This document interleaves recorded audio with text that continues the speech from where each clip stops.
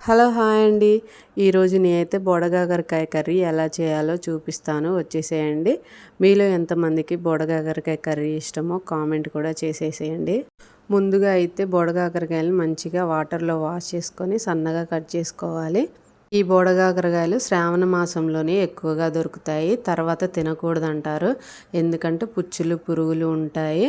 అయితే stove on చేసుకొని గిన్నె పెట్టేసుకొని ఆయిల్ పోసుకోవాలి. తర్వాత తాలింపు గింజలు వేసుకోవాలి. ఇంకా సన్నగా తరిగి పెట్టుకున్న ఆనియన్స్ కూడా బ్రౌన్ కలర్ వచ్చే వరకు అయితే ఫ్రై చేసుకొని, ఇంకా బొడగాకరకాయలు అయితే ముక్కలుగా కట్ చేసుకున్నవి వేసుకోవాలి. వీటిని మంచిగా సిమ్లో పెట్టుకొని ఫ్రై అయితే చేసుకోవాలి.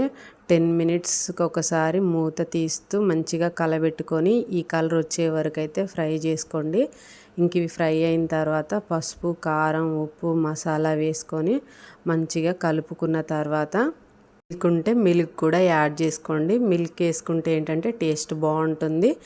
ఇంకా సన్నగా తరిగి పెట్టుకున్న కొత్తిమీర కూడా యాడ్ చేసుకోండి. మీరు ఎలా చేస్తారన్నది అయితే కామెంట్ చేయండి. ఈ విధంగా చేసుకుంటే కర్రీ అయితే చాలా చాలా బాగుంటుంది. వీలుంటే లైక్ చేయండి ప్లీజ్.